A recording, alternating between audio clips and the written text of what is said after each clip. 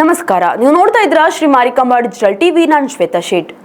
June 20ರ ಒಳಗೆ ಶಿರಸಿ ಕುಮಟಾ ರಾಷ್ಟ್ರೀಯ ಹೆದ್ದಾರಿಯಲ್ಲಿ ನಿರ್ಮಾಣ ಮಾಡಲಾಗುತ್ತಿರುವ ಎಲ್ಲಾ 11 ಸೇತುವೆಗಳ ಕಾಮಗಾರಿಗಳನ್ನು ಪೂರ್ತಿ ಮಾಡುವುದಾಗಿ NHAI ತಿಳಿಸಿದೆ ಎಂದು ಉತ್ತರ ಕನ್ನಡ ಜಿಲ್ಲಾಧಿಕಾರಿ ಲಕ್ಷ್ಮೀಪ್ರಿಯಾ ಹೇಳಿದ್ದಾರೆ. ಡಿಸಿ ಲಕ್ಷ್ಮೀಪ್ರಿಯಾ ಮಾಧ್ಯಮಗಳೊಂದಿಗೆ ಮಾತನಾಡಿ, ಶಿರಸಿ ಕುಮಟಾ ಹೆದ್ದಾರಿಯಲ್ಲಿ ಒಟ್ಟು 11 ಸೇತುವೆಗಳ ನಿರ್ಮಾಣ ಕಾರ್ಯ ಮಾಡಲಾಗ್ತಾ ಇದೆ. ಈ ಪೈಕಿ ಬೆಣ್ಣೆ ಹಳ್ಳಕ್ಕೆ ಅಡ್ಡಲಾಗಿ ಒಂದು ಸೇತುವೆ ನಿರ್ಮಾಣ ಹಂತದಲ್ಲಿರುವಾಗ ಹಳ್ಳಕ್ಕೆ ಅಡ್ಡಲಾಗಿ ಚಿಕ್ಕ ಪರ್ಯಾಯ ಸೇತುವೆ ನಿರ್ಮಾಣ ಮಾಡಿ ವಾಹನಗಳ ಓಡಾಟಕ್ಕೆ ಅನುಕೂಲ ಮಾಡಿಕೊಡಲಾಗಿತ್ತು. ಕಳೆದ ವಾರ ಸುರಿದ ಧಾರಾಕಾರ ಮಳೆಯಿಂದಾಗಿ ಬೆಣ್ಣೆಹೊಳೆಯಲ್ಲಿ ಉಂಟಾದ ನೀರಿನ ಪ್ರವಾಹಕ್ಕೆ ತಾತ್ಕಾಲಿಕ ಸೇತುವೆ ಕೊಚ್ಚಿ ಹೋಗಿತ್ತು. ಹೀಗಾಗಿ ಶಿರಸಿ ಕುಮಟಾ 766E ರಾಷ್ಟ್ರೀಯ ಹೆದ್ದಾರಿಯಲ್ಲಿ ವಾಹನ ಸಂಚಾರವನ್ನು ನಿರ್ಬಂಧಿಸಲಾಗಿತ್ತು. ಬಳಿಕ ಕೂಡಲೇ ಸೇತುವೆ ನಿರ್ಮಾಣ ಮಾಡುವಂತೆ NHAIಗೆ ಸೂಚನೆ ನೀಡಿದ ಹಿನ್ನೆಲೆಯಲ್ಲಿ ಸೇತುವೆ ನಿರ್ಮಾಣ ಆಗಿದ್ರಿಂದ ರಾಷ್ಟ್ರೀಯ ಹೆದ್ದಾರಿಯಲ್ಲಿ ಸದ್ಯ ಲಘು ವಾಹನ ಸಂಚಾರಕ್ಕೆ ಅನುಮತಿ ಮಾಡಿಕೊಡಲಾಗಿದೆ. ಜೂನ್ 20ರ ಒಳಗಾಗಿ ಎಲ್ಲ 11 ಸೇತುವೆಗಳ ನಿರ್ಮಾಣ ಕಾರ್ಯ ಪೂರ್ತಿ ಮಾಡುತ್ತೇವೆ ಎಂದು NHAI ತಿಳಿಸಿದೆ ಎಂದು ಲಕ್ಷ್ಮೀಪ್ರಿಯಾ ಹೇಳಿದ್ದಾರೆ. ಕುಮಟಾ ರಸ್ತೆಯಲ್ಲಿ ಒಂದು 11 ಬ್ರಿಡ್ಜಸ್ ಅನ್ನು NHAI ಅವರು ಕನ್ಸ್ಟ್ರಕ್ಷನ್ ಮಾಡ್ತಾ ಇದ್ದಾರೆ.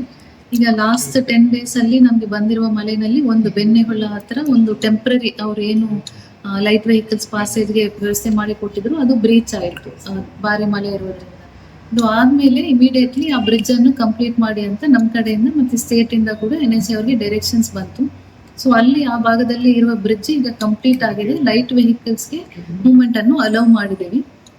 ಈಗ ಅಫಿಷಿಯಲಿ NHAI ಇಂದ ಇದು ಸೇಫ್, ಈ ವೆಹಿಕಲ್ಸ್ ಪಾಸ್ ಆಗ್ಬೋದು ಅಂತ ನಾವು ರಿಪೋರ್ಟ್ ಅನ್ನು ಎಕ್ಸ್ಪೆಕ್ಟ್ ಮಾಡ್ತಾ ಇದ್ವಿ. ಇವತ್ತು ನಮ್ಗೆ ರಿಸೀವ್ ಆಗುತ್ತೆ.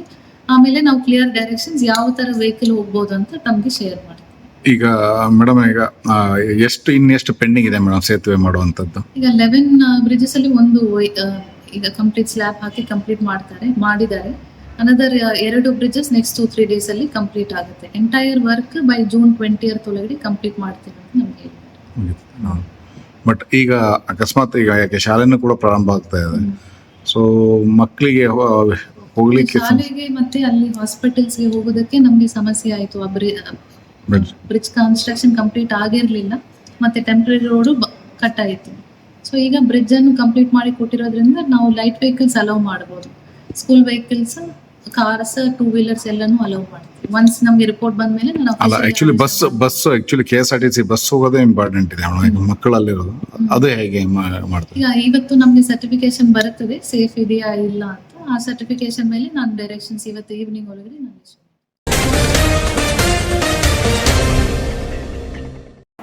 ಶಿರವಾಡದ ಕೈಗಾರಿಕಾ ಪ್ರದೇಶದಿಂದ ಮುಖ್ಯ ರಸ್ತೆಯ ಅಂಚಿನಲ್ಲಿ ರೈಲ್ವೆ ಇಲಾಖೆಗೆ ವಿದ್ಯುತ್ ಪೂರೈಕೆ ಮಾಡುವ ಕಾಮಗಾರಿಯನ್ನು ಎಸ್ಕಾಂ ಕೈಗೆತ್ತಿಕೊಂಡಿದೆ. ಆದರೆ ಈ ಕಾಮಗಾರಿಯಿಂದ ಮುಖ್ಯ ರಸ್ತೆಯಲ್ಲಿ ಹಾಗೂ ರಸ್ತೆ ತಿರುವಿನಲ್ಲಿ ದೊಡ್ಡ ದೊಡ್ಡ ಹೊಂಡಗಳು ಬಿದ್ದಿದ್ದು ಶೀಘ್ರ ದುರಸ್ತಿ ಕಾರ್ಯ ಮಾಡಬೇಕೆಂದು ಆಗ್ರಹಿಸಿ ಕರ್ನಾಟಕ ರಕ್ಷಣಾ ವೇದಿಕೆ ಕಾರವಾರ ನಗರ ಘಟಕ ಅಧ್ಯಕ್ಷ ರಾಜಾ ನಾಯ್ಕ್ ಮನವಿ ಸಲ್ಲಿಸಿದರು. ಶಿರವಾಡ ಕೈಗಾರಿಕಾ ಪ್ರದೇಶದ ರಸ್ತೆ ಅಂಚಿನಲ್ಲಿ ಹಾದು ಹೋಗುವ ಕೊಂಕಣ ರೈಲ್ವೆ ಇಲಾಖೆಗೆ ವಿದ್ಯುತ್ ಪೂರೈಕೆ ಮಾಡುವ ಕಾಮಗಾರಿಯನ್ನ ಹೆಸ್ಕಾಂ ಮೇ ತಿಂಗಳಿನಲ್ಲಿ ಆರಂಭಿಸಿ ಈಗಾಗಲೇ ವಿದ್ಯುತ್ ತಂತಿ ಹಾಗೂ ಪೈಪ್ ಅಳವಡಿಸುವ ಕಾಮಗಾರಿ ಮುಗಿಸಿದೆ. ಆದರೆ ಕಾಮಗಾರಿಯಿಂದ ರಸ್ತೆಯಲ್ಲಿ ಉಂಟಾದ ಹೊಂಡಗಳಿಗೆ ಮಣ್ಣು ಹಾಕಿ ಮುಚ್ಚಿದ್ದು ಭಾರೀ ಮಳೆಗೆ ವಾಹನಗಳು ಕೆಸರಿನಲ್ಲಿ ಹುಗಿದು ಬೀಳುತ್ತಿವೆ. ಜೊತೆಗೆ ರಸ್ತೆ ತಿರುವಿನಲ್ಲಿ ದೊಡ್ಡ ದೊಡ್ಡ ಹೊಂಡಗಳು ಬಿದ್ದಿದ್ರಿಂದ ವಾಹನ ಸಂಚರಿಸಲು ತುಂಬಾ ತೊಂದರೆ ಆಗ್ತಾ ಇದೆ. ಅಷ್ಟೇ ಅಲ್ಲದೆ ಶಾಲಾ ಮಕ್ಕಳು ಪ್ರತಿನಿತ್ಯ ಇದೇ ಮಾರ್ಗದಿಂದ ಶಾಲೆಗೆ ತೆರಳುತ್ತಾರೆ. ಕೈಗಾರಿಕಾ ಪ್ರದೇಶದಲ್ಲಿ ತಮ್ಮ ಕೆಲಸ ಕಾರ್ಯಗಳಿಗೆ ತೆರಳುವ ಉದ್ಯೋಗಿಗಳು, ಮಹಿಳೆಯರು ತೀವ್ರ ಸಂಕಷ್ಟ ಎದುರಿಸುತ್ತಿದ್ದಾರೆ.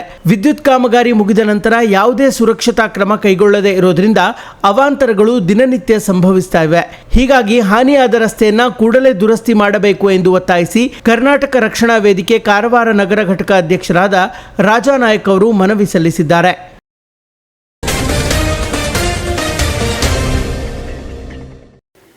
ಲಾರಿ ಹರಿದು 3 ವರ್ಷದ ಮಗು ಸಾವನ್ನಪ್ಪಿದ ದಾರುಣ ಘಟನೆ ಸೊರಬ ತಾಲೂಕಿನ ಕೆರೆಕೊಪ್ಪ ಗ್ರಾಮದಲ್ಲಿ ಸೋಮವಾರ ನಡೆದಿದೆ. ಬಾಲಕ ರಸ್ತೆ ದಾಟುತ್ತಿರುವ ವೇಳೆ ಈ ದುರ್ಘಟನೆ ಸಂಭವಿಸಿದ್ದು ಕುಟುಂಬಸ್ಥರ ಆಕ್ರಂದನ ಮುಗಿಲು ಮುಟ್ಟಿದೆ. ಶಿರಸಿಯ ಅತಾವುಲ್ಲಾ ಖಾನ್ ಹಾಗೂ ಫರೀನಾ ಬೇಗಂ ಅವರ ಪುತ್ರ 3 ವರ್ಷದ ಮೊಹಮ್ಮದ್ ಆಹಿಲ್ ಖಾನ್ ಮೃತ ಬಾಲಕ. ಬಾಲಕನ ತಾಯಿ ಫರೀನಾ ಬೇಗಂ ಹೆರಿಗೆ ನಿಮಿತ್ತ ಕೆರೆಕುಪ್ಪದ ಅವರ ತವರು ಮನೆಗೆ ತೆರಳಿದ್ರು. ಅಜ್ಜಿ ನಸೀಮಾ ಬಾನು ಮಗುವನ್ನ ಅಂಗನವಾಡಿಗೆ ಬಿಟ್ಟಿದ್ರು. ಬಳಿಕ ಮಗುವನ್ನ ಮನೆಗೆ ಕರೆದುಕೊಂಡು ಬರಲು ತಾಯಿ ಹೇಳಿದ್ರಿಂದ ಅಜ್ಜಿ ಅಂಗನವಾಡಿಗೆ ತೆರಳಿದ್ದಾರೆ. ಈ ವೇಳೆ ಅಜ್ಜಿಯನ್ನ ಕಂಡ ಮಗು ದಿಢೀರ್ ರಸ್ತೆ ಬದಿ ಓಡಿ ಬಂದಿದೆ. ಆ ವೇಳೆ ಅಲ್ಲಿ ಬರುತ್ತಿದ್ದ ಲಾರಿಗೆ ಸಿಲುಕಿ ಮಗು ದಾರುಣ ಸಾವು ಕಂಡಿದೆ. ಲಾರಿ ಚಾಲಕನ ಅಜಾಗರೂಕತೆ ಮತ್ತು ಅತಿವೇಗವೇ ಬಾಲಕನ ಸಾವಿಗೆ ಕಾರಣ ಎಂದು ಮೃತ ಬಾಲಕನ ಅಜ್ಜಿ ನಸೀಮಾ ಬಾನು ದೂರು ನೀಡಿದ್ದು ಸೊರಬ ಪೊಲೀಸ್ ಠಾಣೆಯಲ್ಲಿ ಪ್ರಕರಣ ದಾಖಲಾಗಿದೆ. ಇನ್ನು ಘಟನಾ ಸ್ಥಳದಲ್ಲಿ ಮೃತ ಬಾಲಕನ ಸಂಬಂಧಿಗಳು ಹಾಗೂ ಗ್ರಾಮಸ್ಥರ ರೋಧನ ಮುಗಿಲು ಮುಟ್ಟಿತ್ತು. ಇಡೀ ಊರಿನವರು ಸ್ಥಳಕ್ಕೆ ಬಂದು ತೀವ್ರ ದುಃಖ ವ್ಯಕ್ತಪಡಿಸಿದರು.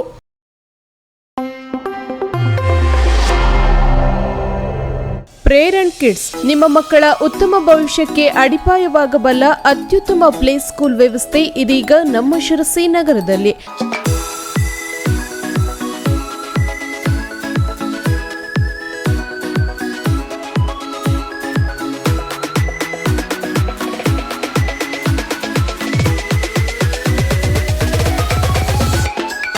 ಎರಡು ವರ್ಷದಿಂದ 6 ವರ್ಷದವರೆಗಿನ day care, play home, nursery, LKG, UKG ತರಗತಿಗಳಿಗೆ ಅಡ್ಮಿಷನ್ ಆರಂಭವಾಗಿದೆ.